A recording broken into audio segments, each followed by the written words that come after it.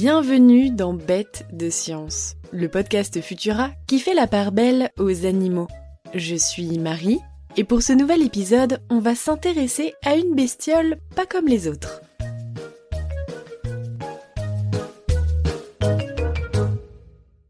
Le blob.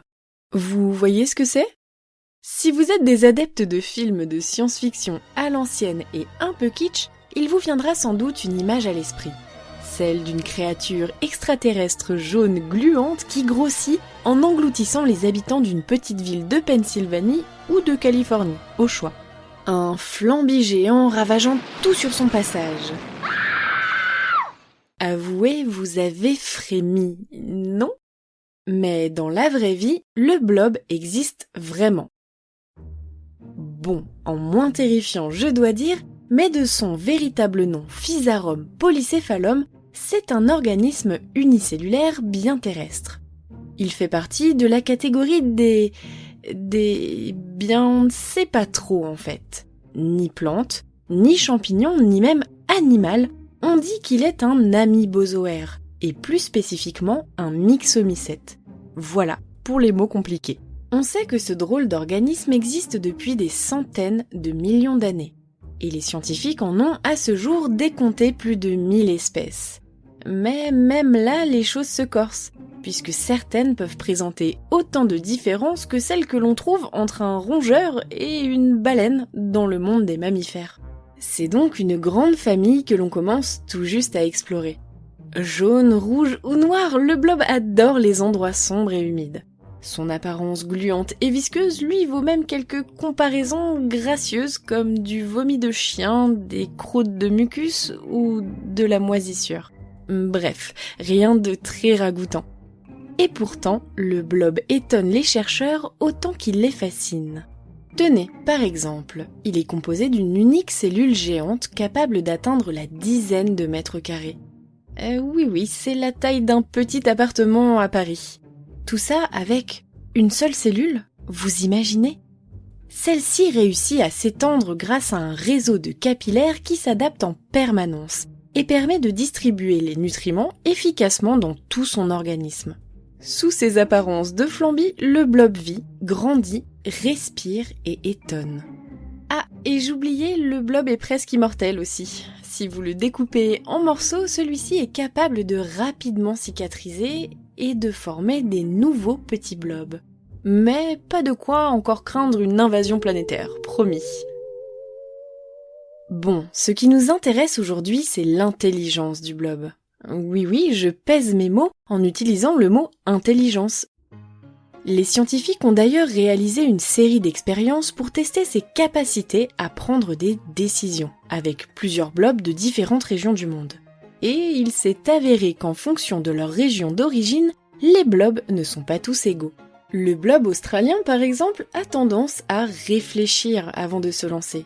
Il apprend aussi plus facilement que le blob américain, et le blob japonais, quant à lui, est plus fonceur. Et il se trompe une fois sur deux. Afin de mieux comprendre comment ce curieux petit être interagit avec son environnement, des chercheurs de l'université de Toulouse ont mis notre ami à l'épreuve en le titillant sur l'un de ses points faibles, sa gourmandise. S'il est friand de champignons et de bactéries, au laboratoire, rien de tel que des flocons d'avoine ou du jaune d'œuf pour attirer son attention. À la vitesse fulgurante de 4 cm/h, notre blob glouton tisse ses réseaux jusqu'au casse-croûte le plus proche qu'il s'empresse d'engloutir comme un minuscule monstre de science-fiction. Tremblez, humain, devant la puissance du blob. Bon, une seule chose peut l'arrêter. Mais non, pas la kryptonite, le sel. En effet, les chercheurs ont remarqué que le blob n'en est pas particulièrement fan, même si celui-ci n'est pas nocif pour le myxomycète. L'équipe a donc testé sa capacité d'habituation en plaçant des petits murs de sel entre la nourriture et lui. Et au bout de quelques jours seulement, leur sujet d'étude avait bravé ses peurs en franchissant l'obstacle salé pour rejoindre le garde-manger. On vous l'a dit, quand il est question de se goinfrer, le blob révèle son intelligence exceptionnelle. Le blob pouvait ensuite retenir cet apprentissage durant des mois, mais ce n'est pas là le plus impressionnant. car il est en plus capable de transmettre ses expériences à des congénères. Mais comment ? Eh bien en fusionnant temporairement avec eux. Vous imaginez si on devait faire pareil pour se raconter nos dernières vacances ? Par ailleurs, le blob est aussi le roi du raccourci. Il sait toujours trouver le chemin le plus court, qu'il soit en ligne droite ou à travers un labyrinthe sinueux.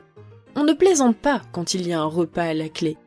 Et il est si efficace dans sa façon de tracer des chemins que les ingénieurs pourraient même s'en inspirer un jour.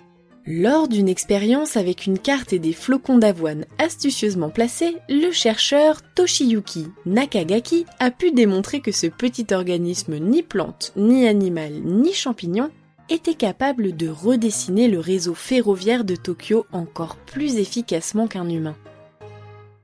En attendant la suite de ses études, le blob vient de décoller à bord de l'ISS aux côtés de Thomas Pesquet pour tester ses capacités dans ce milieu parfois si hostile à la vie. Alors, pas si bête, le blob. Merci d'avoir suivi cet épisode de Bêtes de Science. Vous pouvez retrouver la chronique originale de Nathalie Mayer sur Futura et le podcast sur Spotify, Castbox, Google Podcast et bien d'autres. Pensez à vous abonner pour ne plus manquer un seul épisode et retrouver nos autres podcasts sur vos applications audio préférées. On se retrouve dans 2 semaines avec de nouveaux comportements toujours aussi étonnants. À bientôt!